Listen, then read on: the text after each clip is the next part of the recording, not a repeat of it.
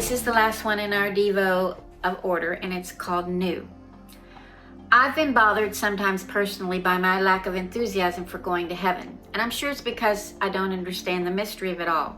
We read there will be no more sorrow or sighing, but if we're not there with family, how would that be joyful? We know that we'll see Jesus face to face, but that's incomprehensible. And we know the disciples saw Jesus face to face and they still faltered in their faith. Oh, and faith. Heaven will be the consummation of our faith for all these years, but what does that mean? And yes, we'll see family members and friends, but what about those that never profess Jesus? That's sad. And as for rainbows and colors and gold streets, what? I hope that's not all there is. Revelation 21, and I by no means profess to understand this book, says there is a new order, a new heaven, and a new earth because the other one is passed away. It says, I heard a loud voice from the throne saying, look, God's dwelling place is among the people and he dwells with them. God himself will be with them and be their God. He will wipe away every tear. There will be no more death or mourning or crying or pain, for the old order of things has passed away. The old order of things will be no more because God is with us. No more tears, no more death, mourning, crying, or pain. That's God's new order. Everything is new. Well, I love new things. We all do. A new car, a new home, new clothes, new appliances. And they're just so perfect when they're new. But get that first ding in your car door and you're mortified, or that new home gets broken into and you feel violated. Those new appliances, well, they don't last like they used to, and all that was new is now old again in need of being new again. But it's not going to be so in the new order of things. No more wearing out, no more violations, no more tears over dings and scratches. The newness will last. Skip on down a few verses and we're told what this new order of living and what the space will look like.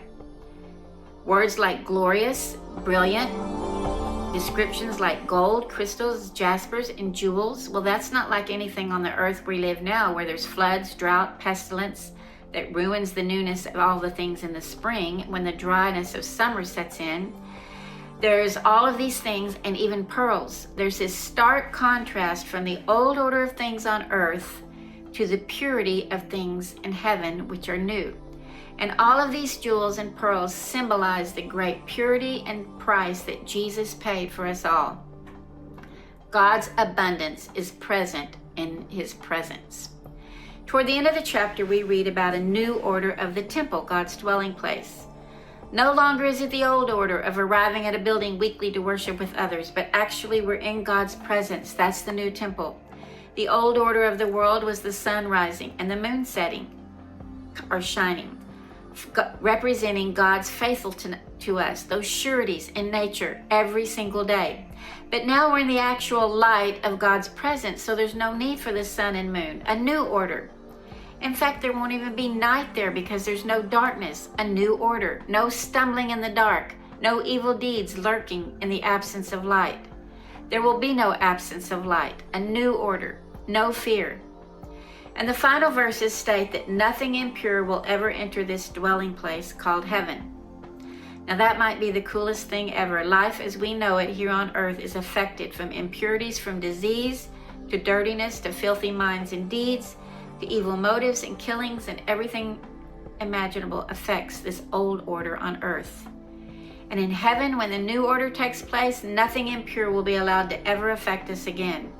And we get to live with the one who made all things so.